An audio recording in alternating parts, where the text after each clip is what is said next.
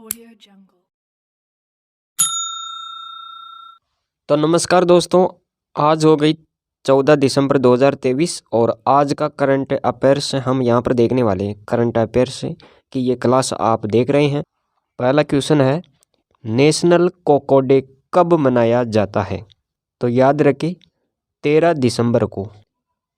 आपको ये भी नोट करना है कि हर साल 13 दिसंबर को नेशनल कोको डे मनाया जाता है। कोको पाउडर का इस्तेमाल हॉट चॉकलेट बनाने के लिए किया जाता है। आमतौर पर हॉट चॉकलेट कोको पाउडर, गर्म दूध या पानी और चीनी से बनाया जाता है। अगले क्वेश्चन पर चलते हैं। राष्ट्रीय ऊर्जा संरक्षण दिवस कब मनाया जाता है? तो आपको याद रखना है 14 दिसंबर को।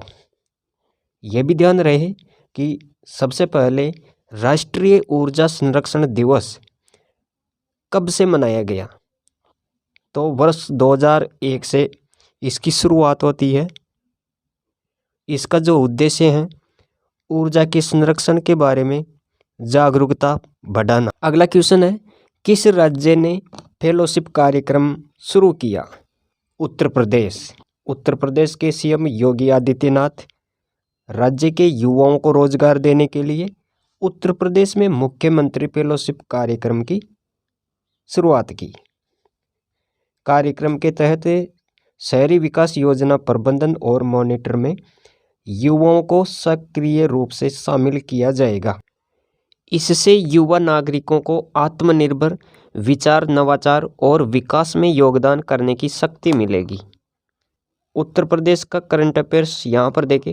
अमरोहा ढोलक को जीआई टैग मिला है और बंदरवन लखनऊ में ये खोला जा रहा है और देश का पहला वैदिक पार्क नोएडा में, देश का पहला जल विश्वविद्यालय और यहाँ पर उत्तर प्रदेश की राजधानी है लखनऊ। मुख्यमंत्री योगी आदित्यनाथ, राज्यपाल आनंदीबेन पटेल और यहाँ लोकसभा की सीटें 80, राज्यसभा की सीटें हैं 31। अगले क्वेश्चन पर चलते हैं। उत्तर प्रदेश का वह एयरपोर्ट जिसको दूसरे निजी एयरपोर्ट के रूप में विकसित किया जाएगा?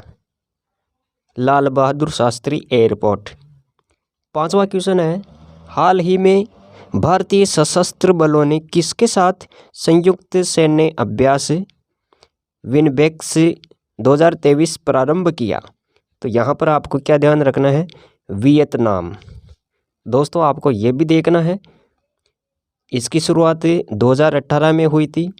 अभी वियतनाम के हनोई में ये हो रहा है। प्रस्थान अभ्यास मुंबई में हुआ नेवी द्वारा। ये भी आपको याद रखना है। अब देखते हैं हम 6 नंबर का क्वेश्चन। केंद्र सरकार ने पहली बार शहरी बाढ़ शमन परियोजना को कहाँ मंजूरी दी?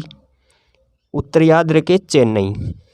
7वां क्वेश्चन है, हाल ही में वैश्विक शिक्षक पुरस्कार 2023 के लिए किसे चुना गया? शिक्षक पुरस्कार, वैश्विक शिक्षक पुरस्कार।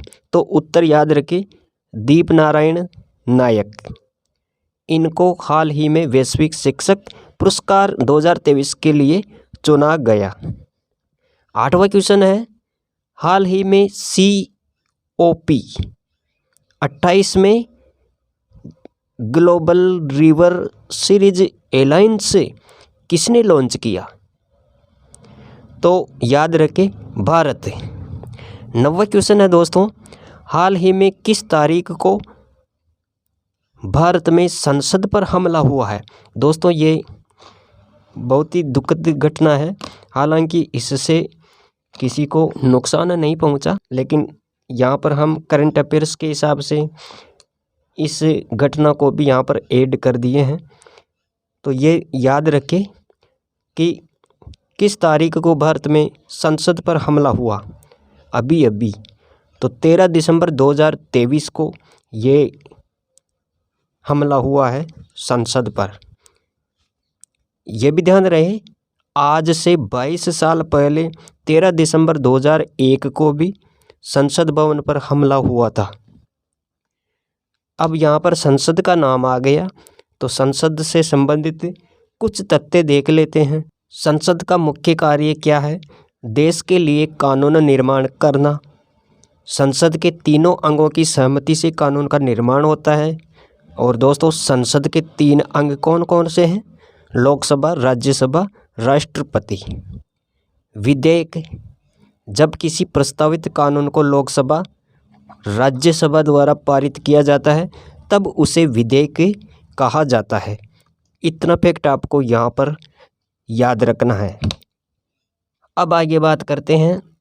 आज का ये लास्ट क्वेश्चन है, हाल ही में 33वां व्यास सम्मान 2023 किसने जीता है? तो याद रखिए, पुष्पा भारती। यह भी ध्यान रहे, यह अवार्ड उनके संस्मरण यादें और यादें के लिए दिया गया। यह पुस्तक 2016 में प्रकाशित हुई। के बिरला फाउंडेशन द्वारा यह अवार्ड दिया गया। इसमें 4 लाख रुपए की राशि के साथ प्रशस्ति पत्र, स्मृति चिन्ह भेंट किया जाता है। व्यास सम्मान 1991 से शुरू हुआ। पुरस्कार के लिए वही पात्र होंगे। यहाँ पर यह भी देखिए आप, ये पुरस्कार किसको दिया जाता है तो उनके बारे में यहाँ ऐड कर दिया है मैंने। पुरस्कार के लिए वही पात्र होंगे जिसने साहित्यिक कृति हिंदी भाषा में लिखी हो और जिसकी कृति पिछले 10 वर्षों में प्रकाशित होनी चाहिए, तो उनको ये व्यास सम्मान दिया जाता है। तो दोस्तों, ये थी आज की करंट अफेयर्स क्लास। अगर वीडियो अच्छा लगा हो तो एक लाइक कर दीजिए और चैनल पर पहली बार देख रहे हो तो चैनल को भी सब्सक्राइब कर लो। मिलेंगे नेक्स्ट वीडियो में, तब तक जय हिंद, वंदे मातरम। Thanks for watching.